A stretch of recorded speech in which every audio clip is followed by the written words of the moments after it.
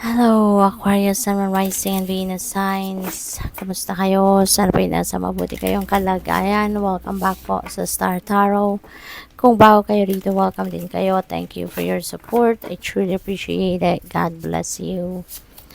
Unstick the stock, napakaganda. Kasi may progress na. Meron nanditong patungo sa pag-asenso, patungo na kayo sa pag-grow, patungo na kayo sa pag-expand, no? So, finally, matatapos na yung period of stagnation ninyo rito and you are going to, to progress.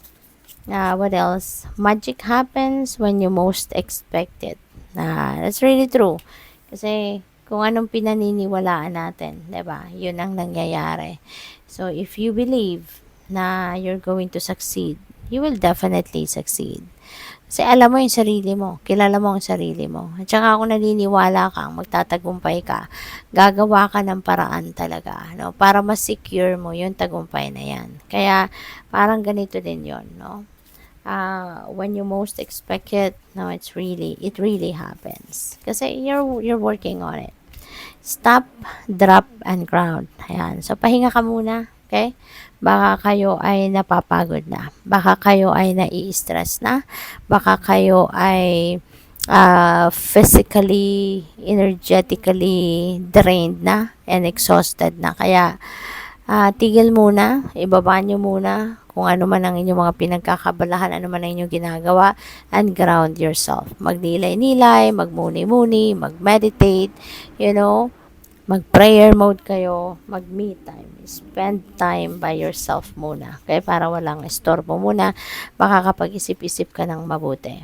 Choose who you are becoming. Ayan. So, siguro, habang kayo nagninilay-nilay, nagme-meditate, nagmumuni-muni, maybe this is something that you need to think about, no?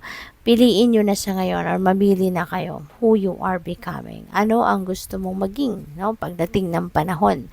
Ano yung gusto mong makita sa inyong 3D reality? Ano ang klase ng buhay na gusto ninyong ma-experience at a certain period of time, no? Kaya, ayan, kailangan ninyong pagmuni-munihan and maybe at this time, no? Ito, yung dapat ninyong bigyan ng panahon or attention. Okay? So, what else?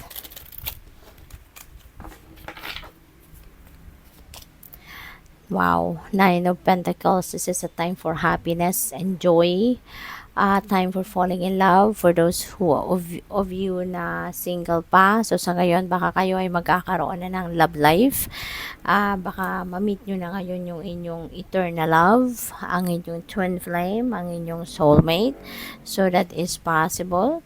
At, yung mga wishes ninyo also may chance na they are coming to fruition. May chance na kung ano man ang mga pangarap ninyo, yan ay matupad na sa ngayon, ano? So, good luck.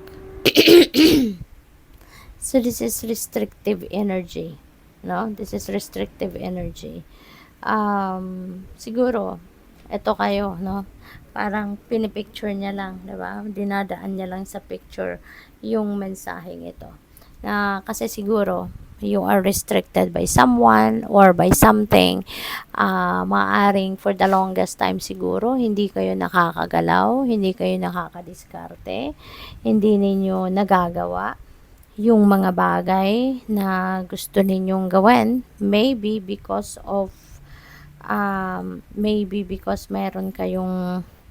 merong pumipigil, no? Someone or something is preventing you from doing what you want to do, no? So, pwedeng ganon ang ganap. Pero sa ngayon, maganda na matatapos na to. This is going to come to an end. Yung sitwasyon na to is ending kasi nga you're going to unstick the stock na.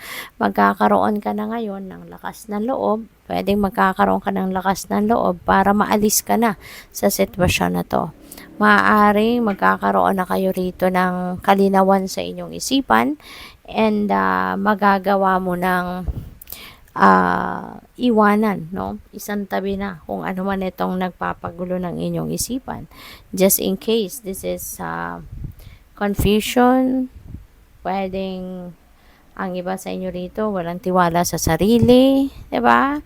So, mababaliktad ng mga 'yan. Ano man ang negativity na bumabalot sa iyo with this energy, maaring maglalakas ng loob kayo na baliktarin na 'yan, no? Kaya you will be able to, to release yourself from that energy. We have two of pentacles. Ayan, so ang dami ninyong ginagawa, no? Ang iba sa inyo rito, baka punong-puno kayo ng responsibilidad, obligasyon, baka ang dami ninyong inaasikaso, no? Kaya hindi ninyo nabibigyan ng oras at panahon ang iba't ibang parte ng buhay ninyo. Baka you are so busy with different things. Kaya hindi kayo nakakapag-focus, hindi kayo nakakapag-concentrate. You can't figure out siguro kung ano na ang dapat ninyong unahin because of, yun nga, ang dami ninyong pinagkakaabalahan. What else? We have justice. You're getting the balance back in your life. So, napakaganda. Kasabay nung pag-unstick ninyo, no, yung stuck energy ninyo, kasabay ng pag-alis ninyo sa sitwasyon na yan, you are also going to unti-unti fix everything sa buhay ninyo. Isasaayos mo na ang lahat. You are going to organize the things that you are dealing with sa ngayon. Unti-unti aayusin mo na, i-organize mo na ang mga bagay-bagay. So, which is really good, no? So, kaya kung kahit papano, no, magsisimula na kayo magkaroon ng katahimikan, magkakaroon na kayo ng peace, ng tranquility, and focus, no? So, good luck. Thank you for watching. Love and light. Namaste.